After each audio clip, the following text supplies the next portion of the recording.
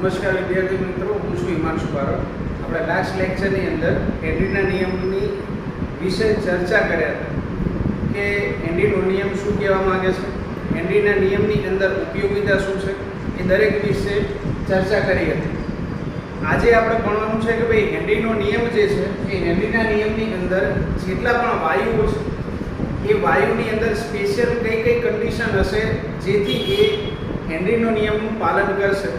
તો પહેલી કન્ડિશન એ છે, એટલે કે ભાઈ પહેલી મર્યાદા એ છે કે જે વાયુ ઊંચા તાપમાને, એટલે કે ભાઈ તાપમાન ખૂબ જ ઊંચું રાખવામાં આવે અને દબાણ ખૂબ જ ઓછું આપવામાં આવે તો પણ એ પોતાની વર્તણૂક જે છે એ આદર્શ રીતે વર્તતો, બરાબર, પોતાની વર્તણૂક કેવી હોય તો આદર્શ હોય. તો આદર્શ માટે કયા કયા નિયમો લાગુ પડે છે એ આપણે ધોરણ 11 ની અંદર ચેપ્ટર નંબર 5 ની અંદર ભણી ગયા છીએ, બરાબર છે. તો આદર્શ રીતે વર્તતો હોય તો તેવા વાયુઓ જ માત્ર આ હેનરીનો નિયમને લાગુ પાડે છે. બીજી વસ્તુ વાત કરીએ કે ભાઈ જ્યારે દ્રાવ્ય અને દ્રાવકની અંદર આપણે જે કહેવાય કે કોઈ પણ વાયુ પદાર્થને ઓગળવામાં આવશે તો એ દ્રાવ્ય અથવા તો દ્રાવક પદાર્થની અંદર એનું સુયોજન કે વિયોજન થતું હોવું જોઈએ નહીં. જેમ કે આપણે વાત કરીએ કે સુયોજન કે વિયોજન એટલે શું, તો સામાન્ય રીતે વાત કરીએ કે કોઈ પણ પદાર્થ છે, ધારો કે મીઠાનો પદાર્થ છે, મીઠું છે, એ આપણે પાણીની અંદર ઓગાળીશું તો Na+ અને Cl- એ રીતે શું થશે, એનું વિયોજન થશે. બીજી વસ્તુ છે કે આ જે Na+ અને Cl- ની અંદર વિયોજન થાય છે એ વિયોજન પામ્યા બાદ થોડા સમય પછી આ Na+ અને Cl- એ દ્રાવકની અંદર ફરતો રહેશે અને એ દ્રાવકની અંદર ફર્યા બાદ થોડા સમય પછી Na+ જે છે એ પાણીમાંના OH- સાથે પ્રક્રિયા કરશે અને Cl જે છે એ Cl શું કરશે, એ H+ સાથે પ્રક્રિયા કરશે. અથવા તો એ શું કરી શકે છે કે Na+ જે છે એ Cl- સાથે જ્યારે વિયોજન પામ્યા બાદ થોડા સમય પછી જ્યારે દ્રાવકની અંદર ફરતો રહેશે તો Na+ અને Cl- પાછા ભેગા થઈ જશે. આ ક્રિયાને આપણે શું કહીએ છીએ, સુયોજન કહીશું. અને Na+ અને Cl- છૂટા પડશે તો એને આપણે શું કહીશું, વિયોજન કહીશું, બરાબર. તો સુયોજન કે વિયોજન થતું હોવું જોઈએ નહીં, બરાબર. તો એવા જ દ્રાવક માટે, એટલે કે ભાઈ એવા જ દ્રાવ્ય માટે આ નિયમ લાગુ પાડી શકાય છે, બીજા માટે લાગુ પાડી શકાતો નથી. અને લાસ્ટ ટોપિક જે કહેવા માંગે છે કે કોઈ પણ વાયુ જે છે એ દ્રાવકની અંદર ઓગાળવામાં આવશે, કોઈ પણ વાયુ દ્રાવકની અંદર ઓગાળવામાં આવશે તો એ દ્રાવક સાથે પ્રક્રિયા કરતો હોવો જોઈએ નહીં. એ દ્રાવકની સાથે પ્રક્રિયા કરીને નવું સંયોજન ના બનાવતો હોવો જોઈએ. તો એવા ને એવા જ વાયુ જે છે એ શું કરશે કે ભાઈ આ હેનરીના નિયમનું પાલન કરી શકે છે, બરાબર. નવો દ્રાવક એટલે કે ભાઈ નવું સંયોજન બનાવતો ના હોય એવા જ જે સંયોજનો છે એ જ માત્ર હેનરીના નિયમને લાગુ પાડે છે, બીજા નિયમને લાગુ પાડી શકવાના છે નહીં. હવે વિદ્યાર્થી મિત્રો આગળ વાત કરીએ કે ભાઈ હેનરીના નિયમની મદદથી આપણે જે સૂત્ર મેળવ્યું હતું P = kh × x, એના ઉપરથી આપણે દાખલા ગણવાના છે. તો સ્ટાર્ટ કરીએ દાખલા.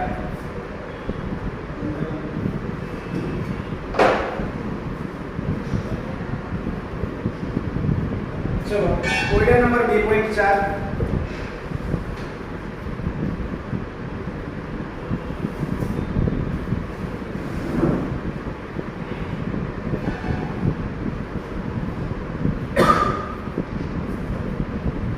જો નાઇટ્રોજન વાયુને 293 કેલ્વિન તાપમાને પાણીમાંથી પસાર કરવામાં આવે તો 1 લિટર પાણીમાં કેટલા મિલીમોલ, અહીંયા આગળ મિલીમોલની અંદર જવાબ શોધવાનો છે.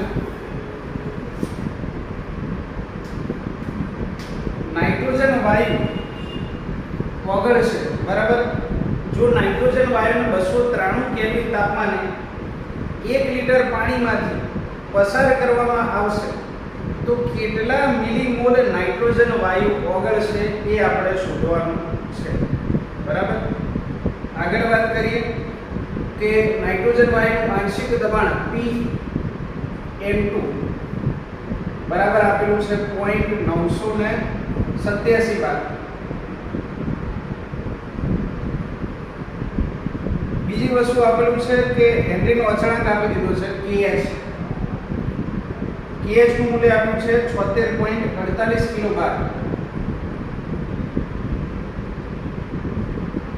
તો આપણે શોધવાનું છે કે ભાઈ 1 લિટર પાણીની અંદર કેટલા મિલીમોલ નાઇટ્રોજન વાયુ ઓગળશે. તો ચર્ચા કરીએ એના વિશે. તો પહેલા તો આપણે Pn2 આપેલો છે, kh આપેલું છે. હવે આપણે શોધીશું xn બરાબર. તો Pn2 બરાબર kh xn. ચલો કેલ્ક્યુલેટર કાઢો બધા. તો Pn2 બરાબર kh xn. xn2 ના આપણે સૂત્રનો કરતા કરીએ તો Pn2 upon kh. Pn2 નું મૂલ્ય થશે 0.987 બાર ભાગ્યા kh નું મૂલ્ય થશે 76.48 કિલોબાર.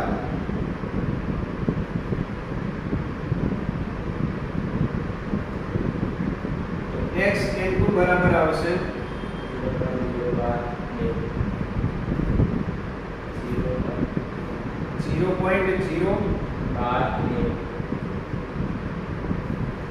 0.987 ભાગ્યા 76480. 76480 આપણે કિલોબાર છે તો એના બાર ની અંદર ફેરવે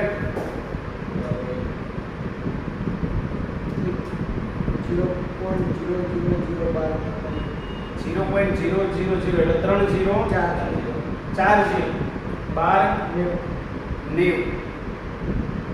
તો આપણે સામાન્ય રીતે ફેરવી દઈએ 1.29 ગુણ્યા 10 ની માઈનસ 5 આ xn2 નું મૂલ્ય મળી ગયું. હવે આપણે શોધવાનું છે કેટલા મિલીમોલ નાઇટ્રોજન વાયુ એડ કર્યા છે. તો આપણે xn2 બરાબર સૂત્ર શું થશે? તો નાઇટ્રોજનના મોલ ભાગ્યા કુલ મોલ. xn2 શોધવું હોય તો નાઇટ્રોજનના મોલ ભાગ્યા કુલ મોલ. તો n2 ના મોલ આપણે શોધવાના છે.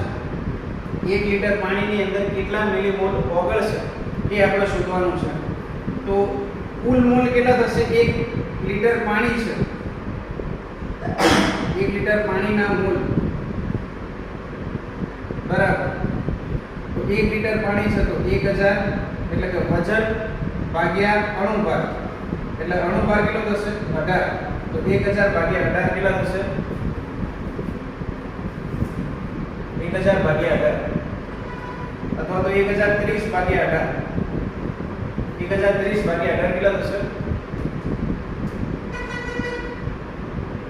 57.22.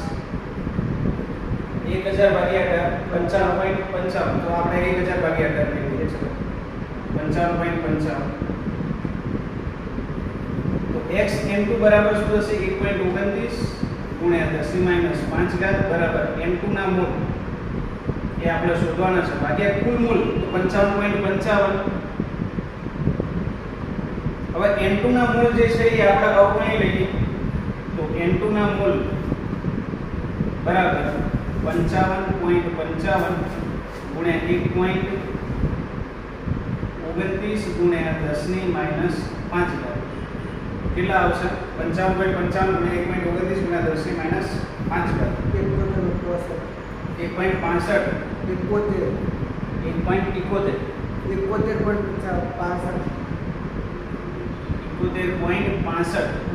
ગુણ્યા 10 ની માઈનસ 5 ઘાત બરાબર. એ n2 ના મોલ મળી ગયા. હવે આપણે એની અંદરથી આ મોલની અંદર જવાબ મળશે બરાબર. મિલીમોલની અંદર કન્વર્ટ કરવું હોય તો 10 ની પ્લસ 3 ઘાત વડે આપણે શું કરવું પડશે? ગુણવું પડશે. તો 71.65 ગુણ્યા 10 ની માઈનસ 5 ઘાત ગુણ્યા 10 ની 3 ઘાત મિલી 10 ની માઈનસ 2 ઘાત. તો આપણો જવાબ આવશે 7.65 મિલી મોલ. 7.65 7.165 મિલીમોલ આપણે જવાબ મળશે. બરાબર.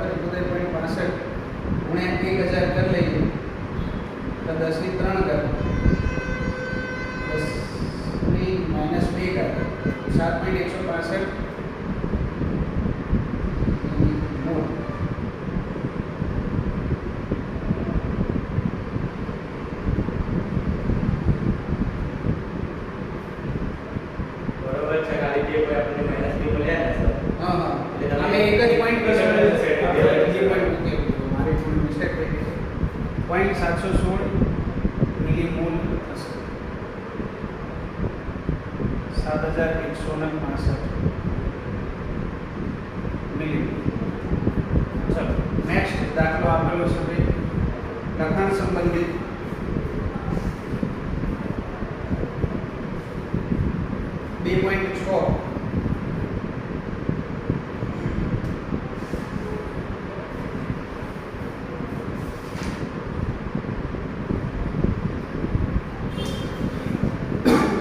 H2S એક વિષાલુ વાયુ છે જે સડેલા ઈંડા જેવી વાસ ધરાવે છે.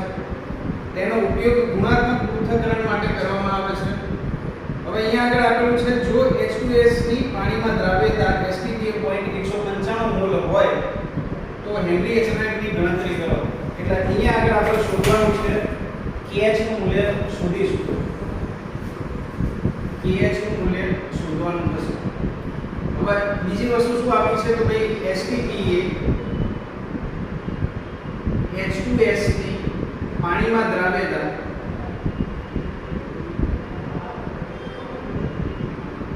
.195 મોલ છે. હવે એનો મતલબ એ થશે કે 1 લિટર પાણીની અંદર આ 0.195 મોલ ઓગળેલો છે. તો XH2S બરાબર શું થશે તો 0.195 મોલ ભાગ્યા કુલ મોલ એટલે XH2S વધુ હોય 0.195 ભાગ્યા 195 વત્તા 1 લિટર. તો 1 લિટર દ્રાવણના મોલ કેટલા થાય છે ભાઈ? દ્રાવકના મોલ 55.55. XH2S નું મૂલ્ય મળશે 0.195 ભાગ્યા 55.55 વત્તા 195.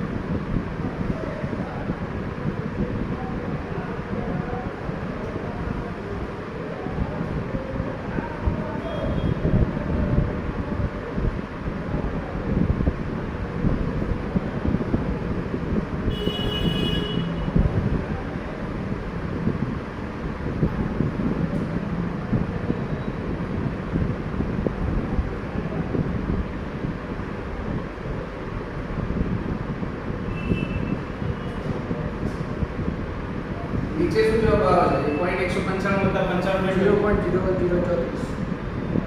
0.0034 પાછળ તો આપણે 35 કરી દઈએ. બરાબર. હવે XH2S બરાબર 0.0035 જવાબ મળ્યો. આપણે શોધવાનું છે શું KH નું મૂલ્ય શોધવાનું છે. P બરાબર KH x. તો x નું મૂલ્ય આપણને ખબર છે P એટલે કે ભાઈ પ્રેશર કેટલું હશે. હવે અહીંયા આગળ પ્રેશર માટે STP આપેલું છે એટલે કે ભાઈ સ્ટાન્ડર્ડ ટેમ્પરેચર એન્ડ પ્રેશર. તો સ્ટાન્ડર્ડ ટેમ્પરેચર અને પ્રેશર આપેલું હોય તો આપણે 1 બાર દબાણ ગણી લેવાનું. બરાબર. x નું મૂલ્ય આપી દીધું છે 0.0035. હવે KH નું મૂલ્ય આ રીતે શોધી નાખો. KH નું મૂલ્ય કેટલું મળશે 1 બાર ભાગ્યા 0.0035 કેટલા બાર થશે?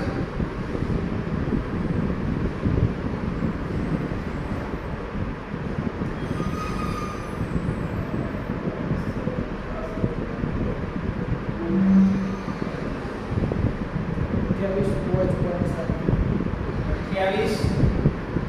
285.7 બાર આ આપણો જવાબ થશે. નેક્સ્ટ આપણો દાખલો છે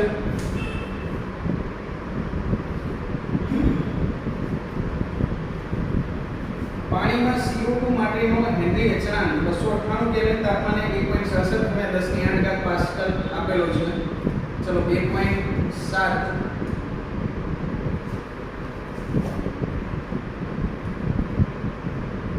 હેનરી અચળાંકનું મૂલ્ય kh નું મૂલ્ય આપેલું છે આપણને 1.67 ગુણ્યા 10 ની 8 ઘાત પાસ્કલ. 298 કેલ્વિન તાપમાને 1.5 atm દબાણે એટલે કે ભાઈ પ્રેશર આપેલું છે PCO2 બરાબર 2.5 એટમોસ્ફિયર.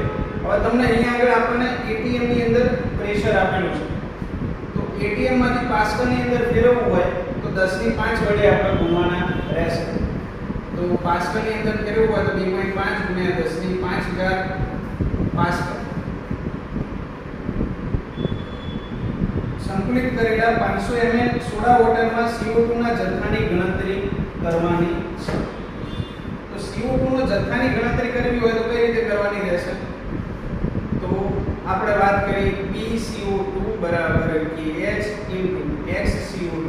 પહેલા આપણે xCO2 નું મૂલ્ય શોધી લઈએ. તો xCO2 બરાબર PCO2 ભાગ્યા KH. PCO2 નું મૂલ્ય કેટલું થશે? 1.67 ગુણ્યા 10 ની 8 ઘાત પાસ્કલ ભાગ્યા 2.5 ગુણ્યા 10 ની 5 ઘાત પાસ્કલ.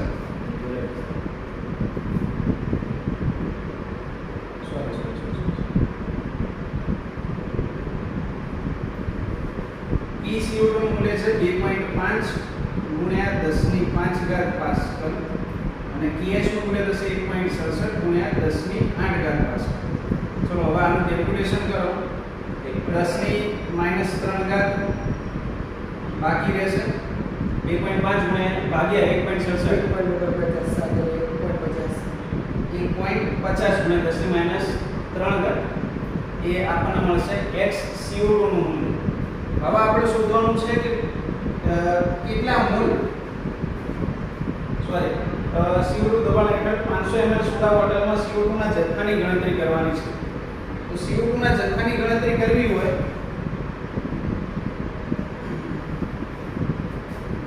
તો એક xCO2 બરાબર 1.50 ગુણ્યા 10 ની -3 ઘાત.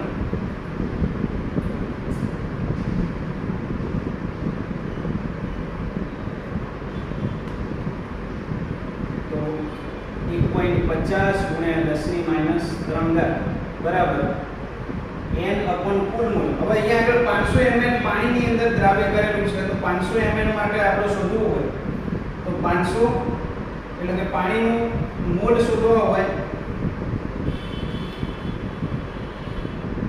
તો 500 ભાગ્યા 18 એટલે જવાબ આવશે 27.77 બરાબર છે.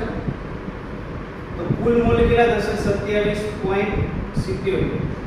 તો n બરાબર થશે 1.50 ગુણ્યા 10 ની -3 ઘાત ગુણ્યા 27.77 એટલે કુલ મોલ કેટલા મળશે? n બરાબર 1.50 ગુણ્યા 27.77 કેટલા? 41.62 ગુણ્યા 10 ની -3 બરાબર એ આપણા થઈ ગયા કુલ મોલ. હવે મોલ મળી ગયા છે આપણે શોધવાનું છે શું? વજન શોધવાનું છે. કાર્બન ડાયોક્સાઇડ નું વજન કેટલું થશે? તો મોલ બરાબર શું થશે? વજન ભાગ્યા અણુભાર. તો મોલ બરાબર વજન ભાગ્યા અણુભાર. તો વજન કેટલું છે એ શોધવાનું છે. અણુભાર આપણને કાર્બન ડાયોક્સાઇડ નો શોધવો હોય તો કાર્બન અને ઓક્સિજન. કાર્બન કેટલા છે? તો 1 છે. ઓક્સિજન કેટલા છે? તો 3 છે.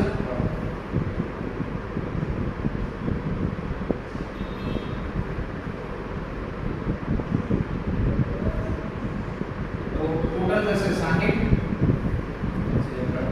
એક મિનિટ આના 10 ને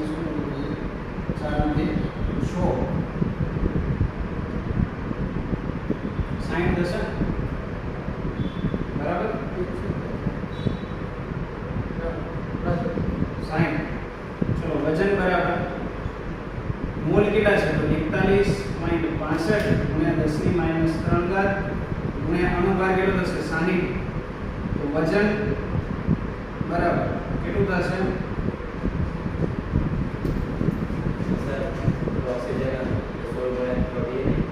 અરે સોરી 16 ગુણ્યા 20 CO2 છે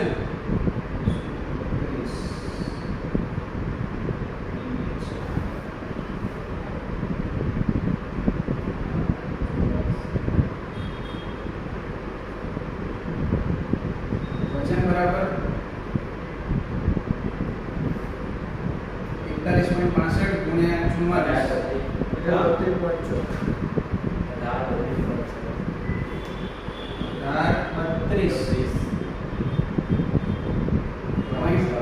ગુણ્યા 10 - 3 તો અહીંયા આગળ 1.83 ગ્રામ વજન થશે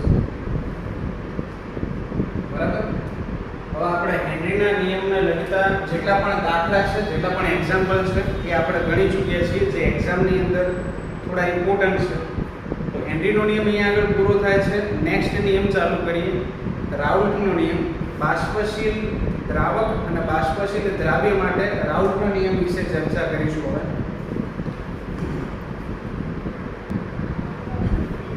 ચલો વિદ્યાર્થી મિત્રો નેક્સ્ટ થિયરી વિશે વાત કરીએ કે ભાઈ બાષ્પશીલ દ્રાવ્ય અને બાષ્પશીલ દ્રાવક જ્યારે આપણે લઈએ છીએ ત્યારે એ વખતે રાઉલ્ટનો નિયમ શું કહેવા માંગે છે એના વિશે ચર્ચા કરીએ. ધારો કે સમજો કે એક પાત્ર લીધેલું છે. એ પાત્રની અંદર બે ઘટક લીધેલા છે, એક દ્રાવ્ય અને બીજું છે દ્રાવક. બરાબર. આ બંને ઘટકો જે છે એ બંને ઘટકો કેવા છે તો બંને ઘટકો બાષ્પશીલ છે. તો બાષ્પશીલ જે છે તો એ સરળતાથી શેની અંદર રૂપાંતર થશે પ્રવાહીમાંથી વાયુની અંદર રૂપાંતર પામે છે. તો અહીંયા આગળ ધારો કે ઘટક 1 માટેનું બાષ્પ દબાણ જે છે એને આપણે ધારી લઈએ છીએ P1 અને એનો મોલ અંશ કેટલો હશે તો H1 હશે. બરાબર. એ જ રીતે ઘટક 2 આપેલો છે તો ઘટક 2 માટે તેનું બાષ્પ દબાણ કેટલું છે ભાઈ P2 છે અને એનો મોલ અંશ કેટલો થશે તો H2 થશે. હવે આપણે પહેલા આગળના લેક્ચરની અંદર વાત કરી ગયા છીએ હેનરીના નિયમની અંદર કે ભાઈ મોલ અંશ એ કોના સમપ્રમાણમાં હશે તો એના ઉપર લાગતા દબાણના સમપ્રમાણમાં હોય છે. તો દબાણ એ મોલ અંશ એ એકબીજાના કેવા હશે સમપ્રમાણમાં હશે. આપણે હેનરીના નિયમની અંદર ભણી ગયા છીએ. તો મોલ અહીંયા આગળ દબાણ જે છે એ મોલ અંશના સમપ્રમાણમાં છે. P1 ચલે છે x1 અને P2 ચલે છે x2. હવે આ ચલે છે ની નિશાની આપણે દૂર કરીએ તો P1 બરાબર P10 x1 અને P2 બરાબર P20 x2 થશે. આગળ વાત કરીએ કે અહીં P10 અને P20 એ કેવા છે ભાઈ શુદ્ધ અવસ્થાએ બાષ્પ દબાણ છે. શુદ્ધ અવસ્થાએ બાષ્પ દબાણનો મતલબ શું થશે કે અહીંયા આગળ જ્યારે માત્ર ખાલી ઘટક 1 હોય માત્ર ઘટક 1 હોય અને એ વખતે ઉપર જે બાષ્પ દબાણ બનશે અહીંયા આગળ જે બાષ્પ દબાણ સર્જાય છે એ એનું બાષ્પ દબાણને આપણે શું કહીશું P10 વડે દર્શાવીશું. અને માત્ર ઘટક 2 હોય શુદ્ધ અવસ્થામાં હોય જ્યારે આ બંનેને ભેગા કર્યા હોય નહીં એ વખતે અહીંયા આગળ જે બાષ્પ દબાણ સર્જાશે એ શું કહીશું આપણે P20 વડે દર્શાવવામાં આવે છે. બરાબર. તો P10 અને P20 એ શુદ્ધ અવસ્થાએ બાષ્પ દબાણ છે. પછી આપણે સૂત્ર તરફ આગળ વધીએ P ટોટલ બરાબર P1 P2. તો P ટોટલ બરાબર P1 નું મૂલ્ય કેટલું થાય છે P10 x1 તો P10 x1. P2 બરાબર P20 x2 P20 x2. હવે આપણે મોલ અંશનો નિયમ જાણીએ છીએ કે ટોટલ મોલ અંશ કેટલો થશે x1 x2 બરાબર કેટલા થશે હંમેશા 1 થશે. તો હું x2 ની જગ્યાએ અથવા તો x1 ની જગ્યાએ 1 x2 લખી શકું તો લખી શકાય છે. તો x1 ની જગ્યાએ 1 x2 લખતા તો P10 1 x2 P20 x2 લખતા તો P10 ગુણ્યા 1 એટલે P10 થશે. બીજું છે P10 ગુણ્યા x2 એટલે માઈનસ P10 x2 થશે પ્લસ P20 x2. હવે આપણે આ બંનેને p10 x2 અને p20 x2 ને આપણે સરખાઈ દેતા તો p બરાબર p10 પ્લસ p20 ને આપણે આગળ રાખીએ છીએ કેમ કે એનું નિશાની પોઝિટિવમાં છે માઈનસ શું થશે p10 x2. હવે આને આપણે કહી દઈએ ભાઈ સમીકરણ નંબર 2. તો અહીંયા આગળ સમીકરણ 2 એ આપણને દર્શાવે છે કે કોઈ પણ દ્રાવણનું બાષ્પ દબાણ જે છે એ કોઈ પણ દ્રાવણનું બાષ્પ દબાણ કોના ઉપર આધાર રાખશે કોઈ પણ એક ઘટકના મોલ અંશ ઉપર આધાર રાખે છે. નેક્સ્ટ વસ્તુ વાત કરીએ કે x1 લઈ લઈએ એટલે કે કોઈ પણ એક પાત્ર લઈ લઈએ એ પાત્રની અંદર સૌપ્રથમ કોઈ પણ એક ઘટક ભરીશું. કોઈ પણ એક પાત્ર લઈ લઈએ એ ઘટકની અંદર માત્ર એટલે કે એ પાત્રની અંદર માત્ર એક જ ઘટક ભરતા તો કોઈ પણ એક ઘટક ભરીશું એટલે કે એ 100% હશે. બીજો ઘટક હજી સુધી ભર્યો છે નહીં તો એનું મૂલ્ય કેટલું થશે 0 થશે. તો p10 એટલે કે અહીંયા આગળ એનું બાષ્પ દબાણ જે મળશે એ માત્ર કોનું હશે ઘટક એકનું હશે. બરાબર છે. હવે આપણે શું કરીએ છીએ કે ઘટક એક આપણે ભરેલો છે ધીમે ધીમે એની અંદર આપણે x2 એટલે કે ઘટક 2 અંદર ઉમેરતા જઈએ છીએ. જેમ જેમ ઘટક 2 ઉમેરતા જઈશું એમ શું થશે કે ઘટક 1 નું પ્રમાણ જે છે એ ઘટક 1 નું પ્રમાણ 0 થતું જશે અને ઘટક 2 નું પ્રમાણ 100% થતું જશે. તો ઘટક 1 ઉમેરતા એટલે સોરી ઘટક 2 અંદર ઉમેરતા તો ઘટક 2 અહીંયા આગળ 100% થઈ જશે જેથી એનું મૂલ્ય શું થઈ જશે p2 એટલે કે x2 બરાબર 1 થઈ જશે. હવે એની અંદર જે બાષ્પ દબાણ મળશે એ માત્ર કોનું હશે તો p2 0 નું હશે એટલે ઘટક 2 નું હશે. બરાબર એ એનું શુદ્ધ બાષ્પ દબાણ હશે. નેક્સ્ટ વસ્તુ વાત કરીએ કે ભાઈ શુદ્ધ એટલે કે ભાઈ ઘટક 1 જે છે ઘટક 1 નું બાષ્પ દબાણ જે છે એ ઓછું મળે છે અને ઘટક 2 નું બાષ્પ દબાણ આપણને વધારે મળશે. જેનો મતલબ એવો દર્શાવવામાં આવે છે કે ભાઈ ઘટક 2 જે છે એ વધુ બાષ્પશીલ છે. બરાબર વધુ બાષ્પશીલ હોય તો એનું બાષ્પ દબાણ વધારે ક્રિએટ થશે. બરાબર છે. ઘટક 1 કરતા ઘટક 2 નું બાષ્પ દબાણ વધારે ક્રિએટ થશે. તો વધારે ક્રિએટ થાય એટલે અહીંયા આગળ એક ઉપરની તરફ હશે એટલે વધુ બાષ્પશીલ છે તો એનું બાષ્પ દબાણ વધારે મળશે. ઘટક 1 નું બાષ્પ દબાણ ઓછું મળશે. તો p ટોટલ બરાબર p1 p2. આપણને ટોટલ બાષ્પ દબાણ કેટલું મળશે તો p1 p2 જેટલું મળે છે.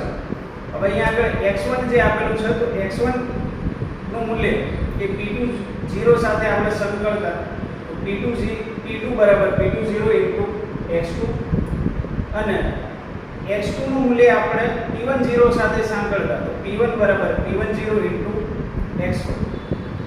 હવે આગળ વાત કરીએ કે ઘટક 1 કરતા ઘટક 2 વધુ બાષ્પશીલ છે એટલા માટે એનું બાષ્પ દબાણ જે છે એ ઘટક 1 કરતા વધુ જોવા મળે છે.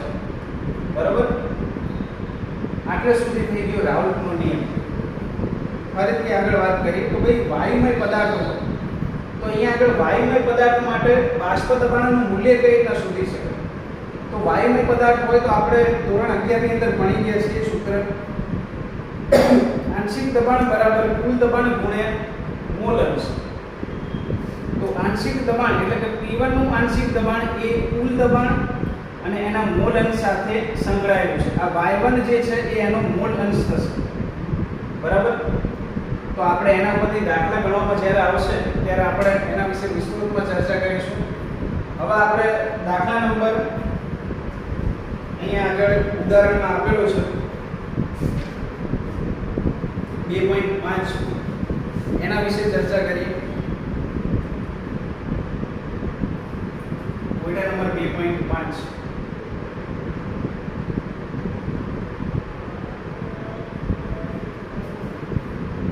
298 કેલ્વિન તાપમાને ક્લોરોફોર્મ CHCl3 અને ડાયક્લોરોમિથેન CH2Cl2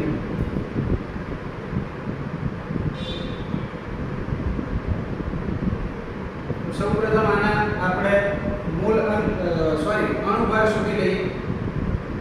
બાષ્પ દબાણ અનુક્રમે 200 mmHg અને 415 mmHg છે. તો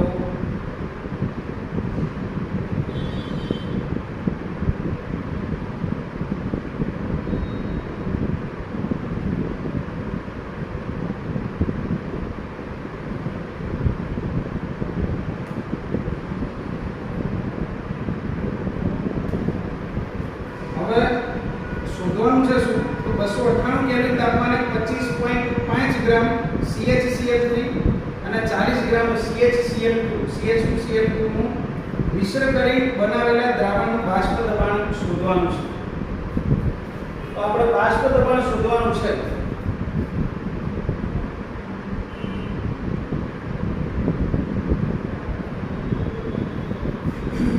પહેલા આપણે આનો અણુભાર શોધી લઈએ. CHCl3 નો અણુભાર કેટલો થશે? CHCl3 નો અણુભાર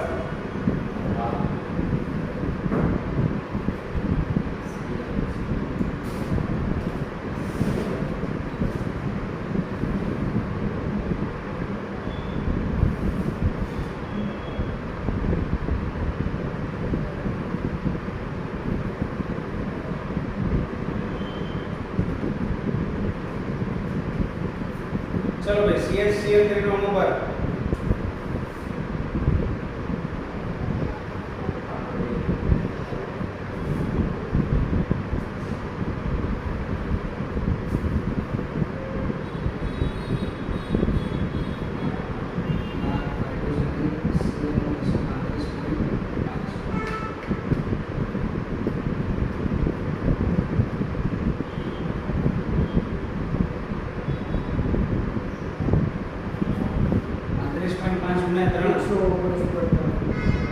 ટોટલ જવાબ કેટલો આવશે? 119.3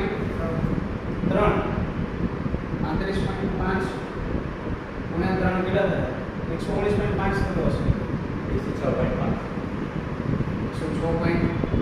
119.5 થાય. ચલો હવે CH2Cl2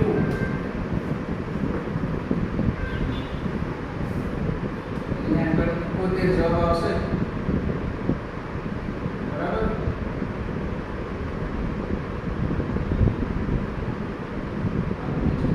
પ્લસ 77 કેટલા થાય?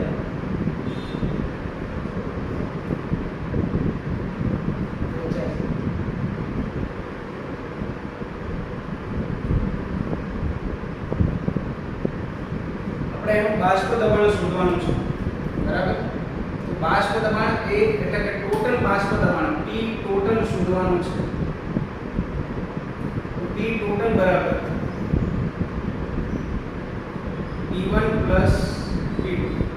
P1 નું મૂલ્ય કેટલું આપેલું છે? સોરી, P1 બરાબર શું થશે? P10 x1 P20 x2. બરાબર.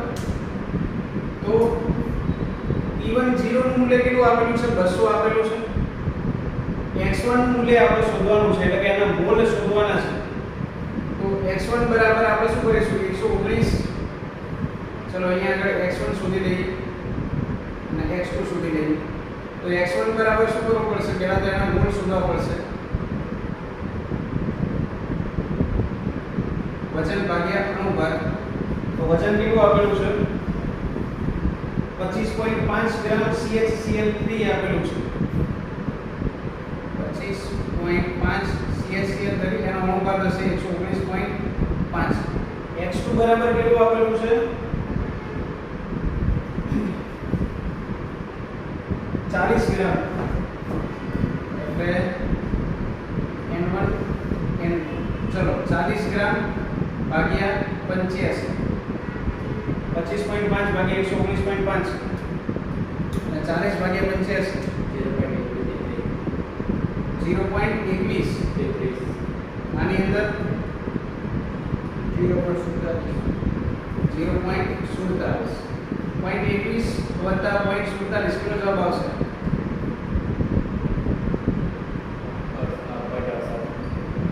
0.68. ચલો 200 ગુણ્યા x1 એટલે x1 બરાબર શું કરીશું? 0.21 ભાગ્યા કુલ મોલ કેટલા થશે? 0.68 વત્તા P20 કેટલું છે? અહીંયા આગળ 415 ગુણ્યા ઉપર કેટલા આવશે? 0.47 ભાગ્યા 0.68. તો P ટોટલ બરાબર 200 ગુણ્યા 0.21. આનો ગુણાકાર કરો 61.76 વત્તા વત્તા 415.47 નો ગુણાકાર કરો.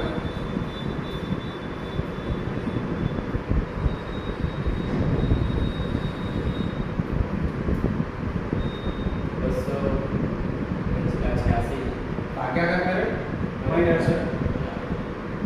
કેટલો આવે છે? 186.73.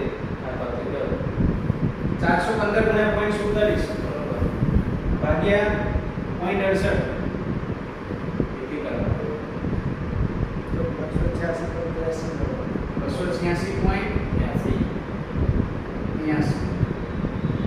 સરવાળો કરો પી ટોટલ.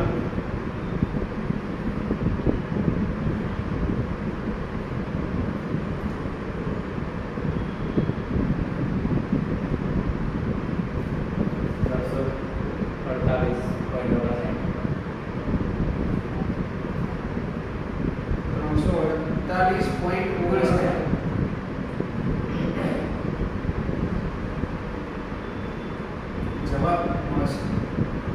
હવે બીજી વસ્તુ શું શોધવાનું છે? પહેલો જવાબ મળે કે 248.59. બીજું આપણને શું શોધવાનું કીધું છે? બાષ્પ કલામાં દરેક ઘટકનો મોલ અંશ શોધવાનો છે. હવે બાષ્પ કલા એટલે કે ભાઈ વાયુમય પદાર્થ માટે બાષ્પ દબાણ, તો એના માટે આપણે મોલ અંશ શોધવાનો છે.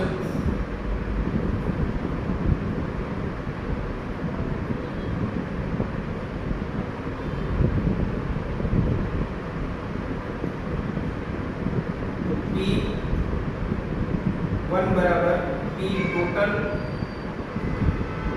ગુણ્યા Y1.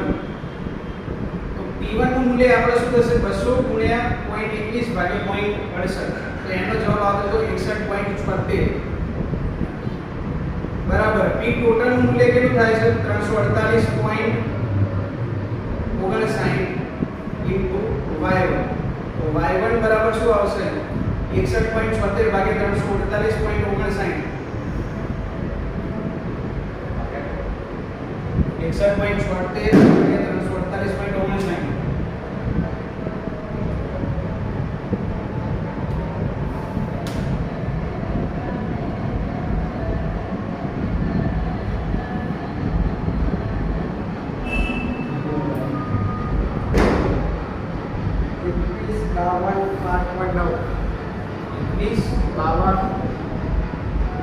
તો 61 ભાગ્યા 348. હા